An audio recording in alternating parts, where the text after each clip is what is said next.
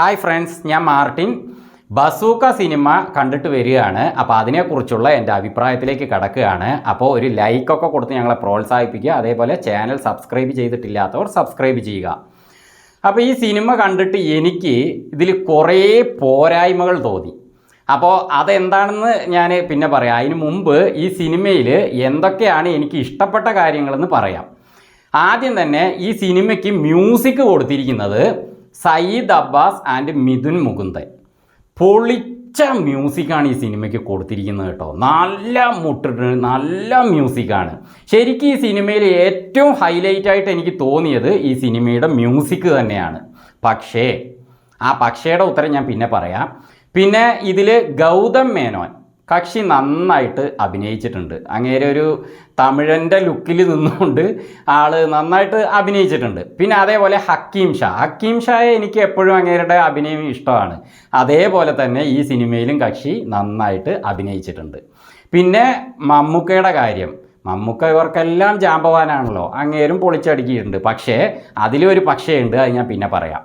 പിന്നെ ഈ സിനിമയുടെ സ്റ്റാർട്ടിങ്ങിൽ തന്നെ ഒരു കന്യാസ്ത്രീ കസ്റ്റംസ് ഓഫീസ് അങ്ങനെയൊക്കെ കാണിക്കുന്നുണ്ട്. അപ്പോൾ അവിടെ ആ ഒരു വേഷം ചെയ്ത ആ ലേഡിയുടെ ആ സ്ക്രീൻ പ്രസൻസ് ആ കുറച്ച് സമയമേ ഉള്ളൂ എങ്കിലും നല്ല ത്രില്ലിങ് തരുന്ന രീതിയിലാണ് അവർ ആ ഭാഗം ചെയ്തിട്ടുള്ളത്. അപ്പോൾ ഞാൻ അവിടുന്ന് അങ്ങോട്ട് സിനിമ എന്തായാലും അവിടെ നല്ലൊരു ത്രില്ലിംഗ് ഉണ്ടായിരുന്നു. അപ്പോൾ ഞാൻ അവിടുന്ന് അങ്ങോട്ട് കാര്യങ്ങൾ ഗംഭീരമാകും എന്ന് തന്നെ പ്രതീക്ഷിച്ചിരുന്നു. അതുപോലെ ഈ സിനിമയുടെ സിനിമാറ്റോഗ്രാഫി, എഡിറ്റിങ് അതും കുഴപ്പമില്ലാതെ വന്നിട്ടുണ്ട്. ഇനി ഈ സിനിമ എങ്ങനെയായിരുന്നു എന്നതിലേക്ക് ഞാൻ കടക്കുകയാണ്. എന്തൊക്കെ പോരായ്മകൾ തോന്നിയെന്ന് പറയാം. ആദ്യം തന്നെ ഈ സിനിമയുടെ തുടക്കത്തിൽ കാണിക്കുന്ന ആ ഒരു ത്രില്ലിങ്, ആ കന്യാസ്ത്രീ സംഭവം, കസ്റ്റംസ് ഓഫീസ് അങ്ങനത്തെ മാറ്ററുകളൊക്കെ നല്ല ത്രില്ലിങ് തന്നിരുന്നു. അപ്പോൾ ഞാൻ ഇവിടുന്ന് അങ്ങോട്ടും സിനിമ നല്ല രീതിയിൽ പോകുമെന്ന് പ്രതീക്ഷിച്ചു. അപ്പോൾ അതിനനുസരിച്ച രീതിയിൽ ഭയങ്കര മ്യൂസിക്കാണ് സിനിമയിൽ കൊടുത്തിരിക്കുന്നത്. പക്ഷേ ആ മ്യൂസിക് ഈ സിനിമയിൽ തന്നെ കുറച്ച് കാര്യങ്ങൾ അവർ ഉൾപ്പെടുത്തിയിട്ടുണ്ട്. ഒന്ന് അമ്പലം, ഗെയിം, സ്നേക്ക് ഷോ അങ്ങനത്തെ കുറച്ച് കാര്യങ്ങൾ, പിന്നെ അതുമായി ബന്ധപ്പെട്ട് കുറേ ക്ലൂ കൊടുക്കൽ അങ്ങനത്തെ ഒരു വിഷയങ്ങളൊക്കെ ഇതിൽ അവർ കാണിച്ചിട്ടുണ്ട്. അത് തന്നെ ഈ സിനിമയുടെ 3/4 ഭാഗത്തോളം ഉണ്ട്. അപ്പോൾ അതിനാണ് ഈ മ്യൂസിക് കാര്യങ്ങളൊക്കെ കൊടുത്തിരിക്കുന്നത്. ശരിക്ക് പറഞ്ഞാൽ ആർക്കോ വേണ്ടി തിളയ്ക്കുന്ന സാമ്പാർ എന്ന പോലെയായി ആ മ്യൂസിക്. ഒന്നുകൂടി വ്യക്തമായിട്ട് പറഞ്ഞാൽ, പാടത്തിൽ ഒരു നോക്കുകുത്തീനെ വെച്ചിട്ടുണ്ടെങ്കിൽ ആ നോക്കുകുത്തീനെ ഭംഗിയാക്കാൻ വേണ്ടി മേക്കപ്പ് ചെയ്ത് വെച്ചാൽ എങ്ങനെയുണ്ടാവും, അതുപോലെയായി ഈ സിനിമയുടെ കഥയ്ക്ക് ആ മ്യൂസിക്.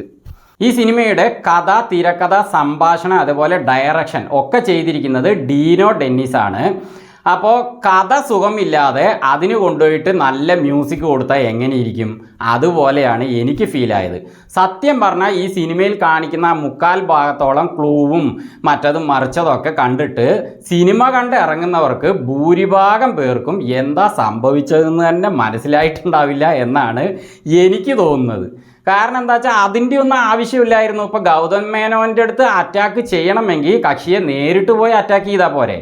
അതിന് പകരം വേറെ കുറേ സംഭവങ്ങൾ കാണിച്ച്, ട്വിസ്റ്റ് കാണിച്ച്, അങ്ങനെ ഇങ്ങനെയൊക്കെ പറഞ്ഞിട്ട് സിനിമ പുരോഗമിക്കുകയാണ്. അപ്പോൾ അതൊക്കെ അങ്ങനെ ചെയ്തു പോകുമ്പോൾ നമുക്ക് ഇനി ഇവിടുന്ന് അങ്ങോട്ട് എന്തോ ഒരു വലിയ കാര്യം ഉണ്ട് എന്ന് തോന്നും. പക്ഷേ സിനിമയുടെ ക്ലൈമാക്സ് ആകുമ്പോഴേക്കും സിനിമ അങ്ങോട്ട് നമ്മൾ പ്രതീക്ഷിച്ചതൊന്നുമല്ല അതിൽ നടക്കുന്നത്. അപ്പോൾ ഈ സിനിമയിൽ തന്നെ ഒരു കഥാപാത്രം മറ്റൊരു കഥാപാത്രത്തോട് പറയുന്നുണ്ട്, തിരക്കഥ കൊണ്ട് നിങ്ങൾ എല്ലാവരെയും ഞെട്ടിച്ച് കളഞ്ഞുവെന്ന്. ശരിക്കും പറഞ്ഞാൽ തിരക്കഥയും കഥയുമാണ് ഈ സിനിമയ്ക്ക് എല്ലാവരും ബോറടിപ്പിക്കുന്ന രീതിയിൽ ഞെട്ടിച്ച് കളഞ്ഞത്. ആദ്യം തുടക്കത്തിൽ ഇത് നന്നായിരിക്കുമെന്ന് കരുതി മുന്നോട്ട് പോകുമ്പോൾ അവസാനം കൊണ്ടുപോയിട്ട് എല്ലാം കൂടി കുളമാക്കി വെച്ച പോലെയാണ് എനിക്ക് ഫീലായത്. പിന്നെ മമ്മൂക്കയുടെ അഭിനയം പിന്നെ പറയണ്ടല്ലോ, അങ്ങേര് എന്ത് പറഞ്ഞാലും ചെയ്യും. അതേപോലെ ഇതിലും എന്തൊക്കെയോ ഡയറക്ടർ പറഞ്ഞിട്ടുണ്ട്, അത് അദ്ദേഹം ചെയ്യിപ്പിച്ചിരിക്കുന്നു എന്ന് വേണം പറയാം. അവസാനമാകുമ്പോഴേക്കും മമ്മൂക്ക ഒരു കോമഡി പീസ് പോലെ ആയിപ്പോയി. പിന്നെ ഈ സിനിമയുടെ അവസാനം പ്ലെയിനിൽ വെച്ചിട്ടൊരു സംഭവമൊക്കെ കാണിക്കുന്നുണ്ട്. അപ്പോൾ അത് കാണുമ്പോൾ ആ സിനിമയുടെ ആ ഒരു പവറേ പോയി, അതും ഒരു കോമഡി പോലെ ആയിപ്പോയി. മമ്മൂക്കേനെ കൊണ്ടുപോയിട്ട് ഇങ്ങനെയൊക്കെ ചെയ്യിപ്പിച്ചിട്ട് അതിലൊരു നല്ലൊരു ത്രില്ലിങ് തോന്നുന്നു കരുതിയാൽ അത് എനിക്ക് തോന്നിയില്ല. ശരിക്കും മമ്മൂക്കയുടെ Dominic and the ladies purse എന്നൊരു സിനിമ വന്നില്ല, അത് ഗംഭീരമായിരുന്നു എന്ന് ഞാൻ ഈ സിനിമയെ വെച്ച് പറയുമ്പോൾ ഞാൻ പറയും. കാരണം അതിൽ നല്ല രീതിയിൽ ഡിറ്റക്റ്റീവായിട്ട് മുന്നോട്ട് പോയിട്ട് അവസാനം ക്ലൈമാക്സിൽ നല്ലൊരു ട്വിസ്റ്റൊക്കെ കൊണ്ടുവന്ന് നല്ല രീതിയിൽ ആ സിനിമ എടുത്തിട്ടുണ്ടായിരുന്നു.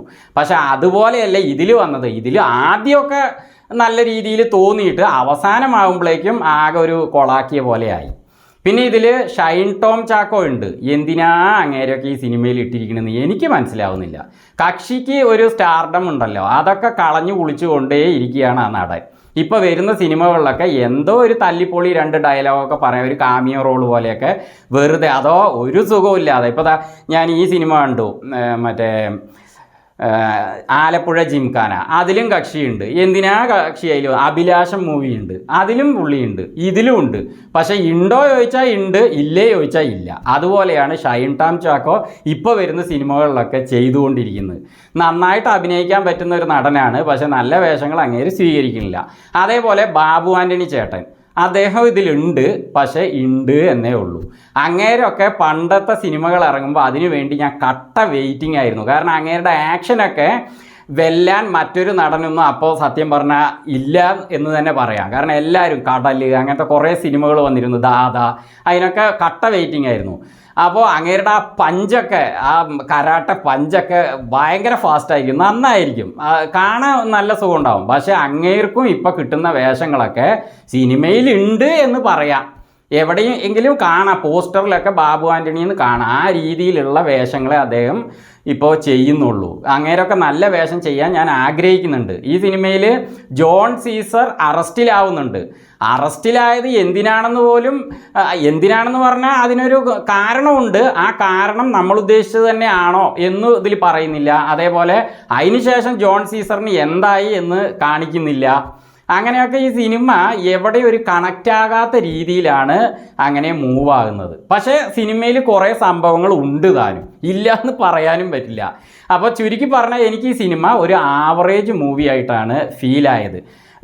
നല്ലൊരു ഭയങ്കരമായിട്ട് ഇഷ്ടപ്പെട്ടു എന്ന് എനിക്ക് പറയാൻ കഴിയില്ല.